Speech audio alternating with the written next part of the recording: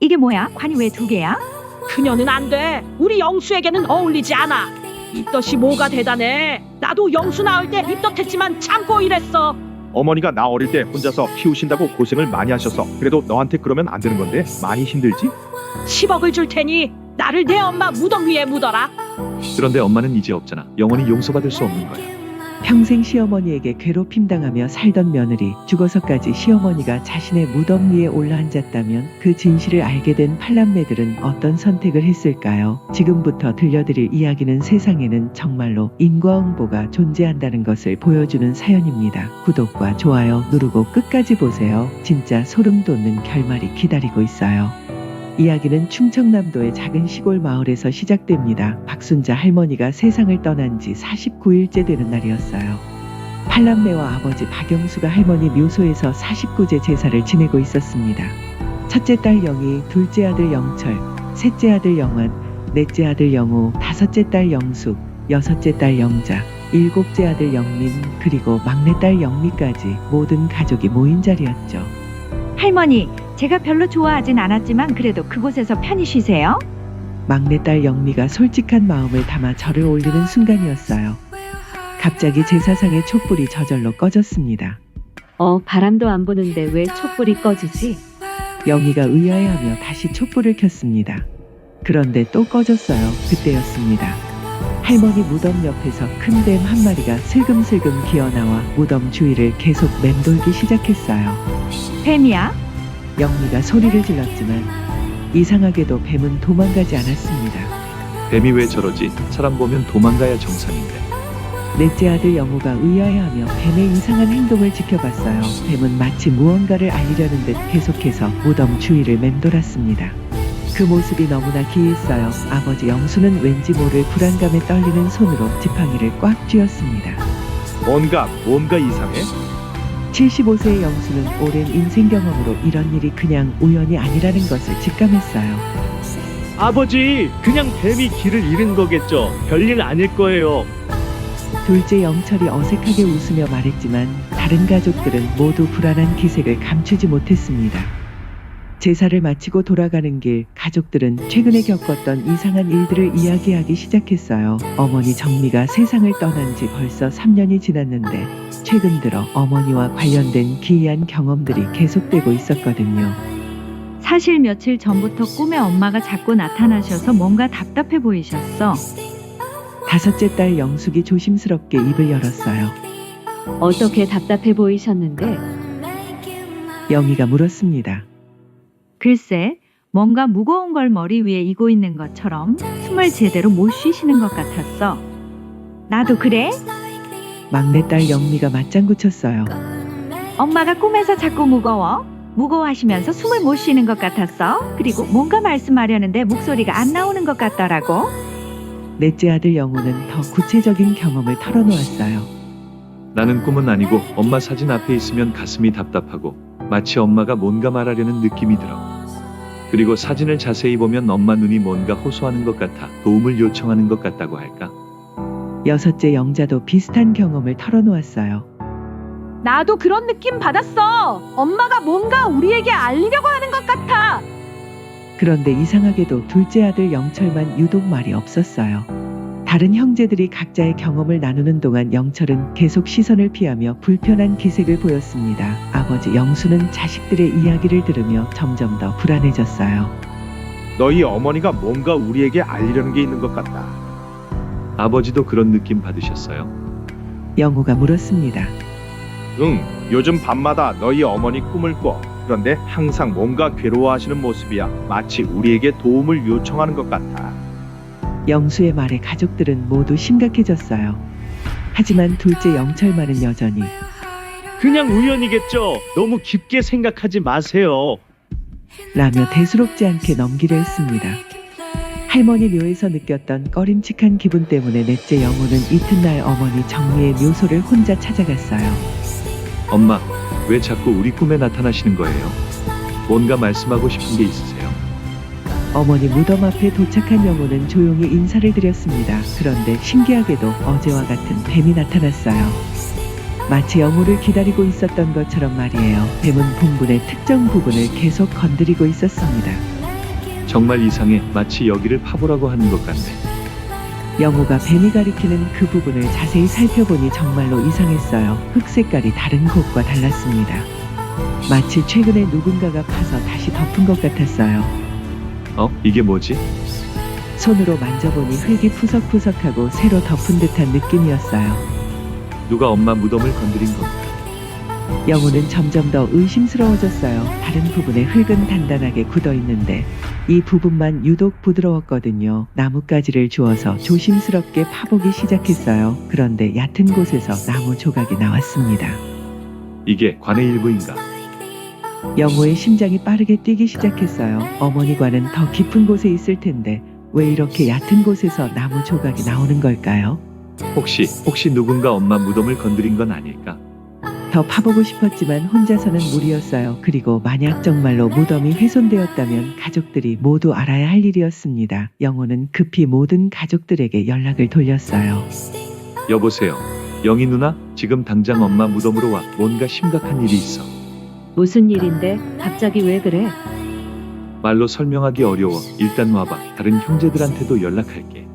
영호는 다급하게 모든 형제자매들에게 전화를 걸었어요. 그런데 이상하게도 둘째 영철만 전화를 받지 않았습니다. 1시간 후 영호의 다급한 전화를 받고 팔남매와 아버지가 모두 모였어요. 그런데 둘째 영철만 유독 늦게 도착했고 얼굴이 창백했으며 손이 떨리고 있었어요. 왜 이렇게 늦게 와? 연락했을 때 뭐 하고 있었어?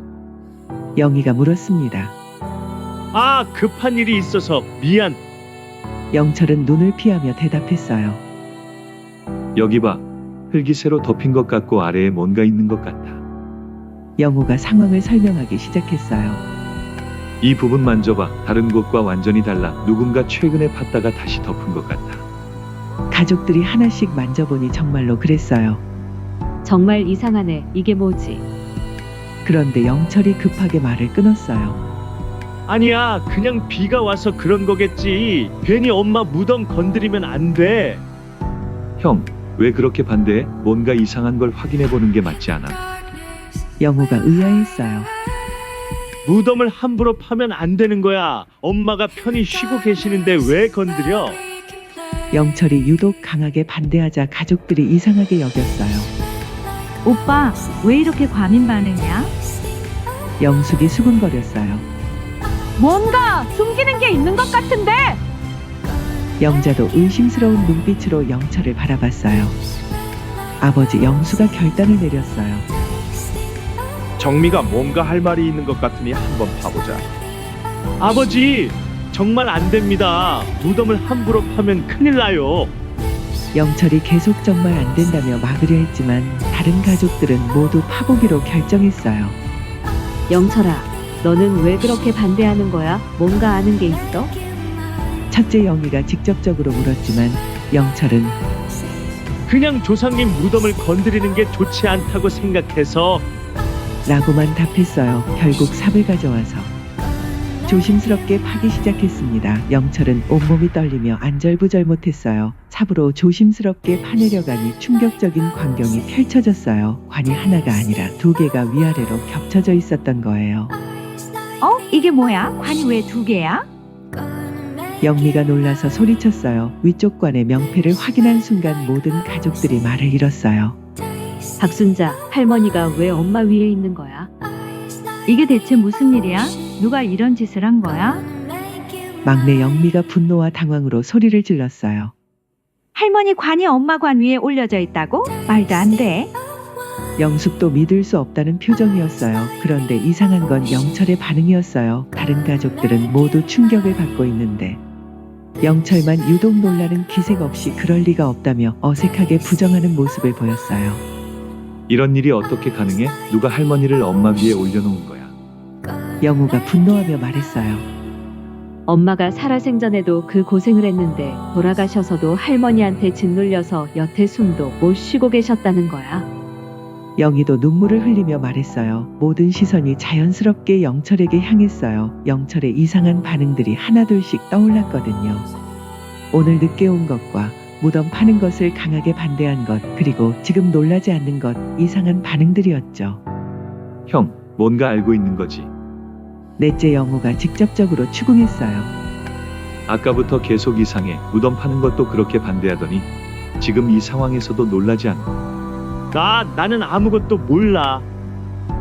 영철이 더듬거리며 대답했어요. 정말? 그럼 왜 이렇게 떨고 있어? 영자가 영철의 떨리는 손을 가리켰어요. 그리고 얼굴이 왜 이렇게 창백해?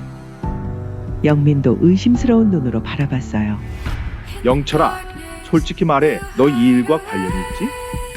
아버지 영수가 무거운 목소리로 물었어요. 영철은 한참을 망설였어요. 그리고 마침내 떨리는 목소리로 고백했어요. 그게 할머니가 나한테 그렇게 하라고 했어. 순간 묘지의 정적이 흘렀어요. 바람 소리조차 들리지 않는 무서운 침묵이었습니다. 뭐라고? 영희가 믿을 수 없다는 표정으로 물었어요. 할머니가 너한테 엄마 무덤 위에 자신을 묻으라고 했다고? 그게 영철은 더 이상 말을 잇지 못했어요. 영철의 고백을 들은 가족들은 시어머니 순자가 어머니 정미에게 저질렀던 악행들을 하나씩 떠올리기 시작했어요. 할머니가 엄마한테 얼마나 못되게 굴었는지 우리가 다 봤잖아. 다섯째 영숙이 분노에 찬 목소리로 말했어요. 맞아. 엄마가 아파서 누워있어도 꾀병 부린다며 일어나서 일하라고 했지. 영우가 어린 시절을 떠올렸어요. 내가 초등학생일 때였나? 엄마가 독감으로 40도 열이 났는데도 할머니는 꾀병 부리지 말고 일어나서 밥 해라라고 했어. 그때 내가 할머니, 엄마가 정말 아픈데요라고 말했더니 내가 뭘 안다고 어른 일에 끼어들어라며 나까지 혼냈잖아. 막내 영민은 눈물을 흘리며 말했어요. 엄마가 우리 8명을 낳을 때마다 또 입 하나 늘었네. 우리 영수 등골 빼먹을 생각이야라고 그러면서 구박했잖아. 특히 내가 태어났을 때는 딸만 또 낳았네. 쓸모없는 년이라고 했대. 영자가 서러운 목소리로 말했어요. 엄마는 한 번도 할머니한테 대들지 않았어. 그냥 죄송합니다. 어머니라고만 했지. 첫째 영희가 어머니를 떠올리며 말했어요.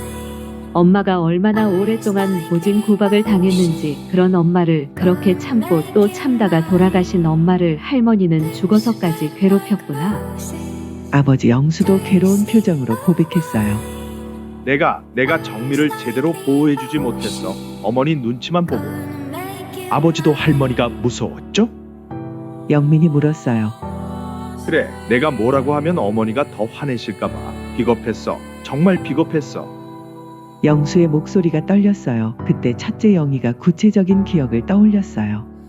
내가 중학생일 때 엄마가 둘째 영철이 낳고 산후조리할 때였어. 할머니가 옛날 여자들은 애 낳고 사흘 만에 일했다며 엄마를 일으켜 세웠잖아. 맞아, 그때 엄마가 너무 힘들어하셔서 내가 할머니한테 엄마 좀 쉬게 해주세요라고 했더니 영우가 말을 이었어요. 내가 뭘 안다고 어른 일에 끼어들어. 내 엄마는 그냥 게을러서 그런 거야라고 했지. 할머니는 정말 엄마를 사람 취급도 안 했어? 영미가 분노로 주먹을 불끈 쥐었어요. 우리 영수 건강 망치려고 국을 이렇게 짜게 했냐? 청소를 왜 이렇게 대충 했냐? 빨래를 왜 이런 식으로 했냐? 매일매일 트집이었어. 영자가 하나하나 기억해내며 말했어요. 그리고 아버지가 우리한테 조금이라도 신경 써주면 할머니는 엄청 질투했었어. 영수야, 애들한테만 신경 쓰지 말고 엄마한테도 관심 좀 가져라라고. 영민이 씁쓸하게 말했어요. 할머니 눈에는 엄마가 아버지를 뺏어간 도둑이었던 거야. 영희가 정리하듯 말했어요. 그러자 영철이 떨리는 목소리로 말했어요. 할머니가 항상 그러셨어. 전현이 우리 영수를 완전히 홀렸다. 내 아들을 뺏어간 도둑년이다라고. 그래서 형이 할머니 편을 든 거야. 영우가 따져 물었어요.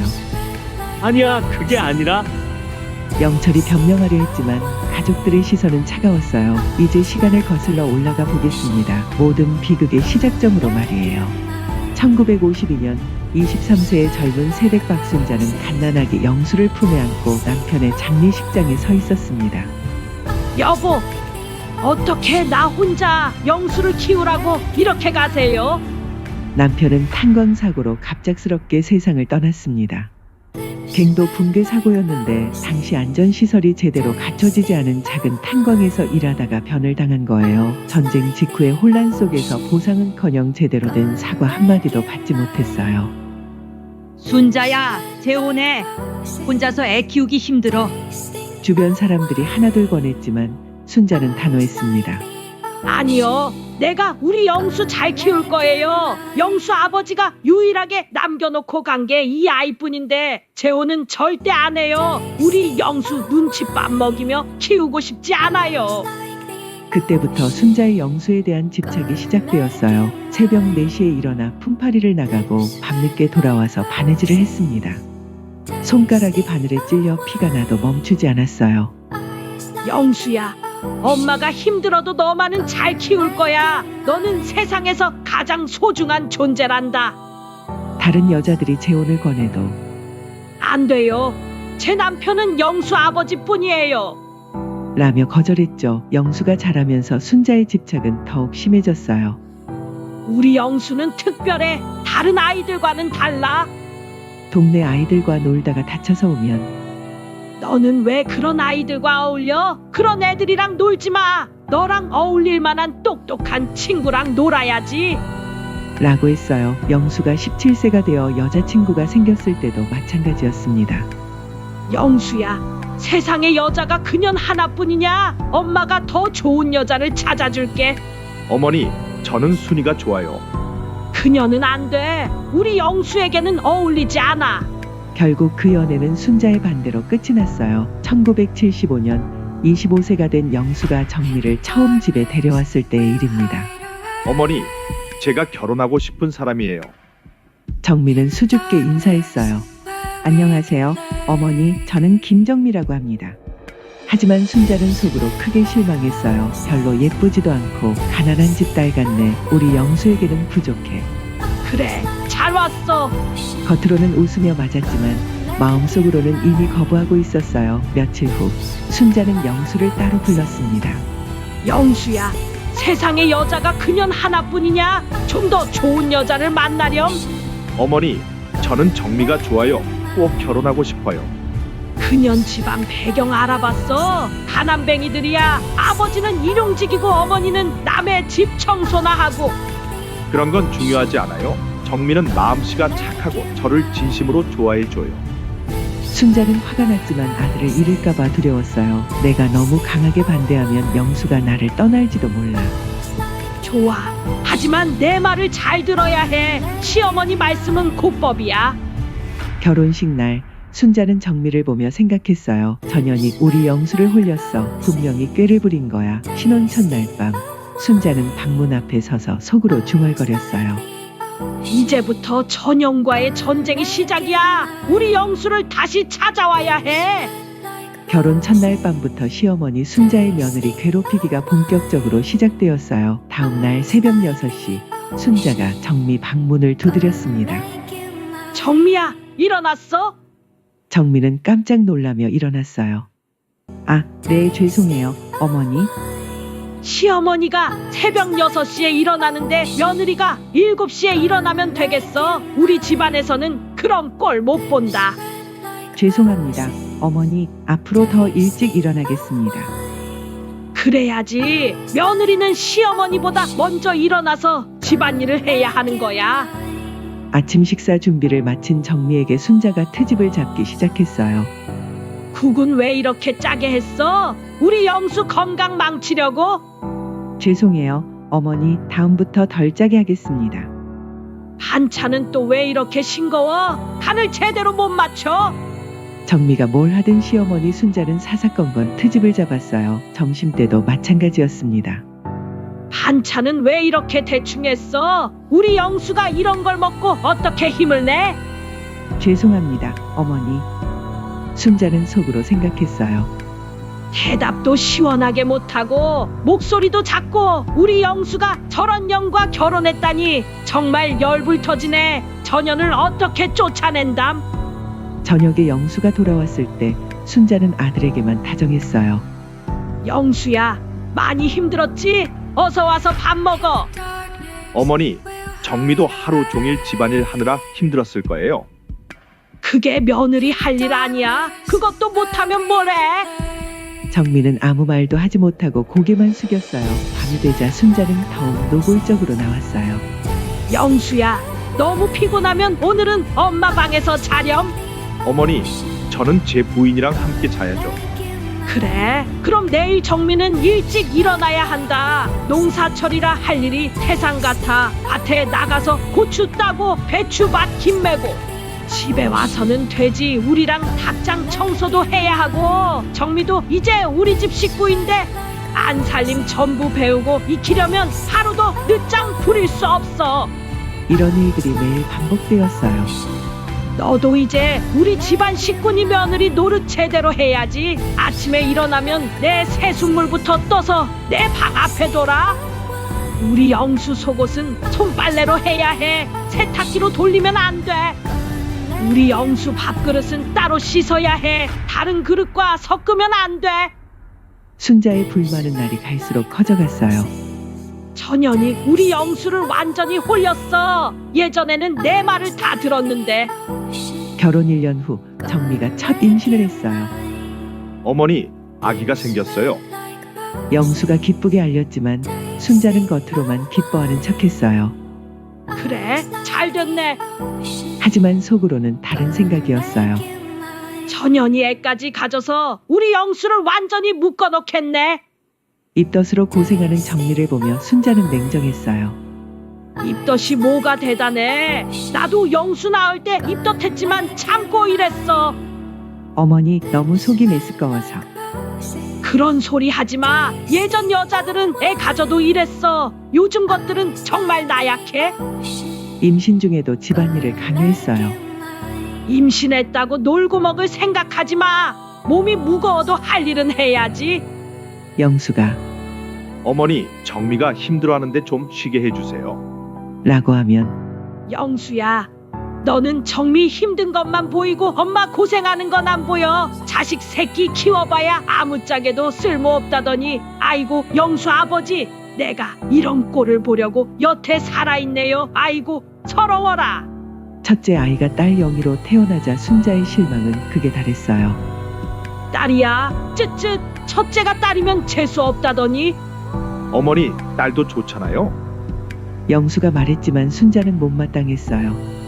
무슨 소리야. 아들을 낳아야지. 딸은 키워봤자 남의 집 며느리 되는 거야. 산후조리 중에도 괴롭힘은 계속되었어요. 누워만 있으면 언제 일할 거야. 옛날 여자들은 애 낳고 사흘 만에 일했어. 어머니, 정미 조금만 더 쉬게 해주세요. 요즘 애들은 정말 엄살이 심해. 애 하나 낳았다고 벌써 한 달째 누워있네. 둘째 영철이 아들로 태어났을 때도 만족하지 않았어요. 이제야 아들 하나 낳았네. 앞으로 아들을 더 낳아야지. 어머니, 아이 둘이면 충분하지 않을까요? 무슨 소리야. 아들은 최소 3명은 낳아야 해. 우리 집안대를 이어야지. 이때부터 순자는 더욱 교묘한 방법으로 정미를 괴롭히기 시작했어요. 영철이는 내가 키울 거야. 어머니, 제가 키우고 싶어요. 안 돼. 아들은 할머니가 키워야 해. 며느리는 딸 키우는 거야. 원래. 이렇게 해서 아들과 딸을 차별하기 시작했어요. 영희가 울면 딸년이 왜 이렇게 시끄러워? 라고 했지만 영철이 울면 우리 영철이가 왜 울어? 엄마가 잘못 돌봤나? 라고 정미를 탓했어요. 그 후로도 정미는 계속해서 아이를 낳았어요. 총 8명의 아이를 낳기까지 셋째, 넷째, 다섯째 아이가 하나씩 늘어날 때마다 순자의 괴롭힘도 더욱 심해졌어요. 애만 줄줄이 낳아서 우리 영수 등골 빼먹을 생각이야. 어머니, 죄송해요. 입 하나 늘 때마다 돈이 얼마나 드는지 알아? 우리 영수가 얼마나 힘든지 생각이나 해. 아이들이 울면 항상 정미만 탓했어요. 애들 교육을 어떻게 시켰길래 이렇게 시끄러워? 어머니, 아직 어려서 그런 것 같아요. 좀 크면? 변명하지 마. 다른 집 애들은 세상 얌전하더라. 네가 애를 별나게 키워서 그래. 아이들이 아프면 더욱 심했어요. 애들을 어떻게 돌보길래 자꾸 아픈 거야? 다른 집 애들은 멀쩡한데 우리 집 애들만 맨날 코 훌쩍거리고. 어머니, 영호가 열이 많이 나요. 그러니까 말이야. 왜 미리미리 조심 안 했어? 목도리도 제대로 안 둘러주고. 목도리랑 제대로 둘렀는데 날이 너무 추워서 감기 걸린 것 같아요. 추위 탓만 하지 말고 엄마가 애들 챙기는 걸 소홀히 해서 그런 거지. 특히 영수가 아이들을 예뻐할 때는 더욱 심한 질투를 보였어요.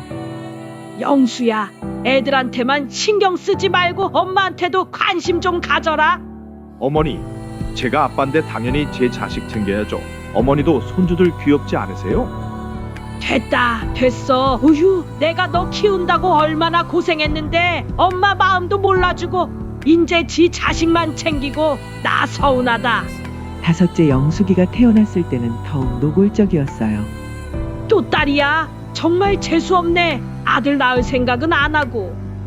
여섯째 영자, 일곱째 영민, 막내 영미까지 아이가 늘어날 때마다 언제까지 애만 낳을 거야? 라며 구박했어요. 우리 영수가 쇠가 빠지게 돈 벌어오면 애들 밑에 다 들어가네. 뭐 한다고 애를 저렇게 싸질러서 우리 영수 고생만 시키나 몰라. 정말. 정민은 8명의 아이를 키우면서도 한 번도 시어머니에게 대들지 않았어요. 죄송합니다, 어머니. 앞으로 조심하겠습니다. 이 말만 반복했어요. 하지만 순자의 괴롭힘은 멈추지 않았어요.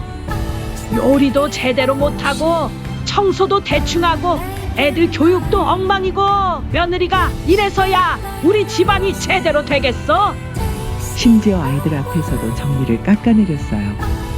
너희 엄마는 제대로 할 줄 아는 게 없어. 이 할미가 없으면 집안 꼴이 어찌 될지. 아이들이 자라면서 할머니의 고약한 성미를 직접 목격하게 되었어요. 첫째 영희가 10살 때였어요. 엄마는 왜 맨날 할머니한테 혼나지? 영희야, 할머니 말씀 잘 들어야 해. 할머니는 왜 엄마한테만 그래? 아빠한테는 안 그러는데. 아이들은 점점 이상함을 느끼기 시작했어요. 넷째 영호가 초등학생일 때 용기를 내어 물어봤어요. 할머니, 엄마가 아픈데 왜 일하라고 하세요? 내가 뭘 안다고 어른 일에 끼어들어. 내 엄마는 꾀병 부리는 거야. 꾀병이 아니에요. 엄마가 정말 아픈 거예요. 이 녀석이 어디서 어른한테 말대꾸야. 내가 엄마 편만 들어서 엄마가 더 버릇없어지는 거야. 다섯째 영숙이도 비슷한 경험을 했어요. 할머니, 엄마한테 왜 그렇게 말해요? 며느리는 원래 시어머니한테 혼나는 거야. 어린 것이 뭘 안다고. 그래도 너무해요. 인연이 어디서 할머니한테 대들어. 엄마 닮아서 버릇이 없네. 아이들은 점점 할머니를 멀리하고 엄마 편을 들기 시작했어요. 우리는 엄마가 제일 좋아. 할머니는 나쁜 사람이야. 엄마는 착한데 할머니는 왜 그래? 그럴 때마다 순자는 더욱 화를 냈어요. 이것들이 지네 엄마라고 편드는 거 봐봐. 정민 인연이 애들한테 시켰지 할머니한테 대들라고. 내가 아주 나쁜 시엄이라고. 어머니, 저는 아이들한테 어머니 흉을 본 적 없어요. 그럼 애들이 왜 나를 싫어해? 분명히 네가 뭔가 말했을 거야. 아니면 애들이 왜 이러는 건데? 막내 영미가 5살 때였어요. 할머니 싫어? 엄마한테 나쁘게 하니까? 인연이 뭔 소리야? 할머니가 언제 엄마한테 나쁘게 했어? 맨날 엄마 혼내잖아. 엄마가 울어? 엄마가 울어서 안쓰럽지? 그럼 엄마한테 말해. 할머니 말씀 잘 들으라고. 아이들이 커갈수록 할머니에 대한 반감은 더욱 커져갔어요. 영미가 말했어요. 할머니는 왜 엄마만 구박해? 할머니 미워. 엄마가 불쌍해. 영철이 대답했죠. 나도 할머니 미워. 엄마가 훨씬 좋아. 영숙도 말했어요. 할머니 때문에 우리 엄마가 힘들어해. 어느 날 영호가 엄마에게 말했죠. 할머니는 정말 나빠. 하지만 정민은 아이들에게 할머니 흉을 보지 말라고 했어요. 할머니가 나이가 많으셔서 그런 거니까 우리가 이해해드려야 해. 그래도 엄마를 너무 못 살게 굴어요. 괜찮아, 엄마는 참을 수 있어. 이런 엄마의 모습을 보며 아이들은 더욱 안타까워했어요. 남편 영수는 어머니와 아내 사이에서 늘 눈치만 보며 살았어요. 정미가 괴롭힘 당하는 모습을 보면서도 시어머니 순자를 제대로 막지 못했어요. 어머니, 정미가 너무 힘들어해요. 영수야, 며느리는 원래 시어머니한테 배워야 하는 거야. 그래도 너무 심하신 것 같아요. 내가 언제 심하게 했어? 나는 정미를 위해서 하는 말이야. 영수가 정미 편을 든 다음 날이면 어김없이 순자는 정미를 더 심하게 괴롭혔죠. 본인이 관여하면 할수록 상황이 더 악화되는 것 같이 느껴져 영수는 더 강하게 말하지 못했어요. 어머니가 나 어릴 때 혼자서 키우신다고 고생을 많이 하셔서 그래도 너한테 그러면 안 되는 건데 많이 힘들지? 정미는 한 번도 남편에게 시어머니에 대한 불만을 털어놓지 않았어요. 여보, 괜찮아요. 제가 부족해서 그런 것 같아요. 제가 어머니 마음에 들게 좀 더 신경 쓸게요. 아니야, 정미 너 많이 노력하고 고생하고 있는 거 나도 알아. 정미야, 정말 내가 정말로 미안해. 내일 어머니한테 제대로 한 번 더 말해볼게. 아니에요. 괜찮아요. 어머니 화만 더 나실 거예요. 영수는 그런 아내가 고마우면서도 미안했어요. 정미야, 조금만 참아줘. 나랑 결혼하고서 고생만 시키는 것 같아 미안해. 정말 면목이 없다. 내가 여태까지 고생한 거 나중에 다 보상해 줄게. 정말 약속할게. 푹, 그래요. 나 꼭 호강시켜줘요. 다 보상해줘요. 살풋 웃는 정미의 미소에 영수는 가슴이 쓰렸습니다. 하지만 그 나중에는 오지 않았어요. 어머니가 화를 낼까봐, 집안이 더 복잡해질까봐 늘 미루기만 했어요. 어머니한테 강하게 말하면 더 심해질 거야. 정미가 이해해 주니까 다행이야. 그렇게 자신을 합리화하며 살았어요. 아이들이 할머니를 싫어한다고 말할 때도 마찬가지였어요. 할머니는 너희를 사랑하셔서 그런 거야. 아빠, 할머니가 엄마한테 너무 심해요. 할머니도 예전에 많이 힘드셨어. 이해해 드려야 해. 영수는 늘 중간에서 어정쩡한 입장을 취했어요. 어머니 편도, 아내 편도 완전히 들지 못하고. 내가 뭐라고 하면 어머니가 더 화내실 거야. 정미는 착하니까 이해해 줄 거야. 결국 아내를 제대로 보호해주지 못한 것이 평생의 후회가 되었어요. 정미가 세상을 떠난 후에야 영수는 깨달았어요. 내가 너무 비겁했어. 정미를 지켜주지 못했어. 내가 죽일 놈이야. 내가 정미야. 정말 미안하다. 무덤 앞에서 수없이 사죄했지만 이미 늦었어요. 정미야. 미안해. 다 보상해주겠다던 그 약속 내가 끝까지 못 지켰네. 나 만나고 평생 고생만 하고 갔구나. 미안하다. 내가 죄인이야. 2020년 68세의 정미가 뇌출혈로 갑자기 세상을 떠났어요. 병원에서 마지막 순간 가족들이 모두 모였어요. 엄마. 팔남매가 울부짖었지만 정미는 눈을 떼지 못했어요. 그런데 시어머니 순자만은 울지 않았어요. 이제야 우리 영수가 나한테 돌아오겠네. 속으로 기뻐하고 있었던 거예요. 장례식장에서도 마찬가지였어요. 정미가 고생 많이 했어. 입으로는 그렇게 말했지만 마음속으로는 달랐어요. 이제 내가 다시 이 집의 주인이야. 하지만 영수와 팔남매는 여전히 돌아가신 어머니만 그리워했어요. 엄마가 얼마나 고생하셨는지. 엄마는 정말 착한 분이셨어. 순자는 이런 모습을 보며 더욱 외로워졌어요. 내가 50년 동안 그년과 싸워서 이겼는데 왜 모두 그년만 그리워해? 2년 후 90세의 순자는 시한부 진단을 받았어요. 3개월 정도 남았습니다. 의사의 말을 들은 순자는 마지막 악행을 계획했어요. 무당을 찾아갔어요. 며느리가 죽었는데도 우리 집안에 좋지 않은 기운이 계속 남아있어요. 그럼 며느리 무덤 위에 시어머니가 올라가야 해요. 무슨 뜻이에요? 며느리 기운을 완전히 누르려면 시어머니가 위에 있어야 해요. 그래야 집안이 잘 돼요. 가짜 무당의 거짓 조언이었지만 순자는 믿고 싶었어요. 그래야 본인이 며느리를 이길 수 있을 거라 생각했기 때문이죠. 그럼 어떻게 해야 하나요? 돈을 많이 주고 가족 중 하나를 매수하세요. 그래서 같은 무덤에 묻히게 하세요. 순자는 둘째 영철을 불렀어요. 영철아, 할머니가 마지막 부탁이 있어. 무슨 부탁이세요? 할머니? 10억을 줄 테니 나를 내 엄마 무덤 위에 묻어라. 뭐라고요? 말도 안 돼요. 10억이야, 10억. 내가 평생 벌기 어려운 돈이야. 영철은 그 유혹에 넘어갔어요. 정말 10억을 주실 거예요? 그래, 내가 평생 모은 돈이야. 하지만 조건이 있어. 무슨 조건이요? 아무도 모르게 해야 해. 그리고 무덤을 파서 내 관을 너희 엄마 관 위에 올려놓는 거야. 그런 일이 가능해요? 돈만 충분하면 뭐든 가능해. 장의사한테 돈을 주면 돼. 영철은 고민했어요. 10억이라는 거액에 혹했지만 양심적으로는 잘못된 일이라는 걸 알았거든요. 할머니, 그래도 그건 정말 안 될 것 같아요.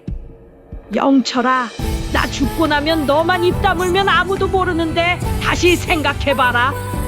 하지만 다른 형제들이 알면 모르게 하면 돼. 그리고 이 돈으로 너는 새로운 인생을 살 수 있어. 결국 영철은 돈의 유혹에 넘어가고 말았어요. 알겠어요. 할머니 뜻대로 하겠어요. 3개월 후 순자가 세상을 떠났어요. 영철은 약속대로 장의사에게 거액을 주고 비밀리에 이중매장을 했던 거예요. 무덤에서 돌아온 가족들은 영철을 둘러싸고 앉았어요. 영철아, 이제 모든 걸 말해. 아버지 영수가 무거운 목소리로 말했어요. 영철은 떨리는 목소리로 모든 진실을 털어놓기 시작했어요. 할머니가 돌아가시기 전에 나를 불러서 뭐라고 했는데? 10억을 준다고 했어요. 그 대신 할머니를 엄마 무덤 위에 묻어달라고. 10억 때문에 엄마를 그렇게 만든 거야. 영우가 분노로 주먹을 불끈 쥐었어요. 나도 엄마한테 그러면 안 된다고. 하지만 돈이 돈이 그렇게 중요해? 막내 영미가 소리쳤어요. 엄마가 돌아가시고 나서도 할머니 밑에 깔려서 숨도 못 쉬게 만들 만큼? 미안해. 정말 미안해. 영철이 고개를 숙였지만 가족들의 분노는 식지 않았어요. 미안하다고? 그걸로 끝이야? 영숙이 눈물을 흘리며 소리쳤어요. 엄마가 꿈에 나타나서 괴로워하신 이유가 이거였구나. 엄마가 무거워하시면서 숨을 못 쉬신다고 했잖아. 영자도 분노에 떨었어요. 오빠 아니, 너 때문에 엄마가 그렇게 고생하신 거야. 아버지 영수는 더 이상 참을 수 없었어요. 영철아, 네가 어떻게 그런 일을 할 수 있었어? 네 엄마인데? 아버지, 저도 할머니가 평생 네 엄마를 괴롭혔는데 죽어서도 괴롭히게 도와준 거야? 영수의 목소리가 떨렸어요. 너는 내 아들이 아니야. 오늘부터 우리 가족이 아니야. 아버지, 그렇게 말씀하지 마세요. 그렇게 말하지 말라고. 네가 무슨 자격으로? 영희가 차가운 목소리로 말했어요. 너 아니 영철 씨, 당신은 이제 우리와 남남이에요. 누나? 누나라고 부르지 마세요. 역겨워요. 영민도 등을 돌렸어요. 나는 형이 이렇게 추악한 사람인 줄 몰랐어. 10억 때문에 엄마를 배신한 인간과는 한 집에서 숨 쉬기도 싫어. 영철은 무릎을 꿇고 빌었어요. 제발 용서해줘. 내가 잘못했어. 하지만 아무도 들어주지 않았어요. 용서? 엄마한테 용서를 빌어야지. 우리한테 왜 빌어? 영우가 차갑게 말했어요. 그런데 엄마는 이제 없잖아. 영원히 용서받을 수 없는 거야. 그날 밤 칠남매는 긴급 가족회의를 열었어요. 영철이를 어떻게 할 건지 결정해야 해. 영희가 차가운 목소리로 말했어요. 당연히 절연해야지. 영우가 단호하게 말했어요. 상속권도 모두 박탈하자. 어차피 할머니가 10억도 준댔다며? 영숙이 덧붙였어요. 그리고 할머니 유골은 영자가 말을 꺼냈어요. 무연고 공동납골 땅에 보내자. 영민이 제안했어요. 우리는 할머니를 가족으로 인정하지 않아? 막내 영미가 분노에 찬 목소리로 말했어요. 아버지 영수도 동의했어요. 그래, 내 어머니지만 더 이상 우리 가족이 아니야. 다음 날 칠남매는 영철에게 통보했어요. 오늘부터 당신은 우리 가족이 아니에요. 모든 상속권을 포기하는 각서에 서명하세요. 그리고 다시는 우리 앞에 나타나지 마세요. 영철은 눈물을 흘리며 서명하지 않으려고 한참을 머뭇대다 형제들의 경멸 어린 눈초리에 결국 각서에 서명했어요. 정말 다시는 기회를 주지 않을 거야? 기회. 엄마를 배신한 인간에게 무슨 기회? 당신이 받은 10억으로 혼자 잘 살아요. 영철은 그 자리에서 쫓겨났어요. 그리고 할머니 순자의 유골은 무연고 공동납골당으로 옮겨졌어요. 이름도 박순자가 아니라 무연고자로 해주세요. 영희가 납골당 관리사에게 말했어요. 가족이 계신데 왜 무연고로? 저희는 이 사람을 가족으로 인정하지 않습니다. 앞으로 제사도 없고 성묘도 없을 거예요. 관리사는 이해할 수 없다는 표정이었지만 가족의 뜻을 따를 수밖에 없었어요. 할머니 관을 치운 후 어머니 정미의 무덤을 정리했어요. 엄마, 이제야 편히 쉴 수 있어요. 영희가 무덤을 어루만지며 말했어요. 그동안 얼마나 답답하셨을까. 영우가 눈물을 흘렸어요. 엄마, 미안해요. 더 빨리 알아챘어야 했는데. 영숙이 사죄했어요. 아버지 영수는 무덤 앞에 무릎을 꿇었어요. 정미야, 정말 미안해. 내가 평생 너를 지켜주지 못했어. 살아서도 죽어서도 내가 너를 보호하지 못했어. 나 절대 용서하지 마. 고생만 하다 간 내 부인, 이제라도 편히 쉬어. 다시는 누구도 너를 괴롭히지 않을 거야. 칠남매도 어머니께 사죄했어요. 엄마, 저희가 더 용감했다면. 엄마, 할머니한테 더 강하게 대들었다면? 엄마, 정말 죄송해요. 그날 밤 이상한 일이 일어났어요. 꿈에 어머니 정미가 나타났는데 이번에는 환한 미소를 짓고 계셨어요. 고마워. 얘들아, 이제야 마음이 편해졌어. 엄마의 숨통을 트여줘서 고마워. 이제 엄마는 정말 편히 쉴 수 있을 것 같아. 칠남매 모두 같은 꿈을 꿨어요. 다음날 가족들이 모여서 이야기했어요. 모두 같은 꿈을 꿨네. 엄마가 정말 편해 보이셨어. 이제야 웃는 모습을 보였어. 다신 무거워하지 않으셨어. 그 후로는 어머니가 꿈에 나타나지 않았어요. 진짜로 편히 쉬고 계신 것 같았어요. 한편 무연고 공동납골당에 안치된 순자의 유골함 앞에는 아무도 찾아오지 않았어요. 1년이 지나고 2년이 지나고 10년이 지나도록 말이에요. 다른 고인들은 가족이 찾아와 꽃을 놓고 제사를 지내지만 순자의 유골함 앞에는 먼지만 쌓여갔어요. 납골당 관리사가 중얼거렸어요. 정말 가족이 한 번도 안 오시는 분이네. 명절에도 기일에도 아무도 안 와. 이렇게 외로운 분은 처음 봐. 15년이 지나 보관 기한이 만료되자 납골당에서는 공고를 냈어요. 무연고 123호 가족 연락이 안 되니 합동 처리하겠습니다. 하지만 아무도 나타나지 않았어요. 영수도 칠남매도 아무도 신경 쓰지 않았어요. 결국 순자의 유골은 다른 무연고 유골들과 함께 합동으로 처리되어 완전히 사라졌어요. 그녀의 존재는 세상에서 영원히 지워졌어요. 이름도 기억도 흔적도 아무것도 남지 않았어요. 평생 아들만 바라보고 살았던 여자의 마지막은 이렇게 처참했어요. 그 후 칠남매는 더욱 단결되었어요. 매달 어머니 무덤을 찾아가 정성스럽게 성묘했어요. 엄마, 저희는 잘 지내고 있어요. 엄마가 못다 받은 사랑을 저희끼리 나누며 살고 있어요. 아버지 영수도 남은 여생을 아내에 대한 속죄로 살았어요. 정미야, 너무 늦었지만 이제라도 내가 너를 지켜줄게. 다시는 누구도 너를 괴롭히지 않을 거야. 영철은 10억을 받았지만 행복하지 않았어요. 가족을 잃고 혼자 살아가는 것이 돈보다 훨씬 고통스러웠거든요. 몇 년 후 영철은 그 돈을 모두 자선단체에 기부했어요. 이 돈은 저주받은 돈이에요. 가져가세요. 하지만 이미 돌이킬 수 없었어요. 가족은 끝까지 그를 용서하지 않았거든요. 이 이야기를 통해 우리는 깨달을 수 있어요. 진정한 가족은 혈연 관계가 아니라 서로를 아끼고 사랑하는 마음이라는 것을, 그리고 사랑 없는 관계는 아무리 가까운 사이라도 결국 파멸로 이어진다는 것을. 어머니 정미는 비로소 평화를 찾았고 시어머니 순자는 영원히 사라졌습니다. 이것이 바로 선택의 결과였어요. 정미와 영수, 시어머니 순자, 그리고 팔남매의 이야기는 이렇게 끝이 났습니다. 이 가족의 삶이 우리에게 전하는 교훈은 씁쓸하지만 분명합니다. 첫째, 악행은 반드시 대가를 치르게 됩니다. 순자는 평생 며느리를 괴롭히며 자신만의 만족을 채웠지만 결국 무연고 유골함으로 쓸쓸히 사라졌습니다. 자신이 뿌린 미움과 악의가 고스란히 자신에게 돌아온 것입니다. 아무리 권력이나 지위가 있어도, 아무리 가족 안에서 힘이 세도 결국 인과응보는 피할 수 없는 법칙입니다. 둘째, 침묵하는 것도 죄가 됩니다. 영수의 비겁한 중립은 결국 아내를 더 큰 고통에 빠뜨렸습니다. 그는 어머니와 아내 사이에서 편안한 길을 택했지만 그것이 정미의 평생을 지옥으로 만들었습니다. 그리고 그런 비겁함의 대가는 정미가 떠난 후 평생 벗어날 수 없는 죄책감으로 돌아왔습니다. 부당함 앞에서 침묵하는 것은 때로 가해자가 되는 것과 같고, 그 죄책감은 평생 우리를 따라다니게 됩니다. 옳은 일을 위해서는 용기가 필요하고 사랑하는 사람을 보호할 의무가 있습니다. 셋째, 돈과 이익을 택한 삶의 공허함을 보여줍니다. 영철은 10억이라는 거액을 받았지만 결국 홀로 남겨진 삶에서 진정한 행복을 찾을 수 없었습니다. 가족을 배신하고 얻은 돈이 무슨 의미가 있을까요? 사람은 혼자서는 살아갈 수 없는 존재입니다. 진정한 가족의 사랑 없이는 아무리 많은 재물도 공허할 뿐입니다.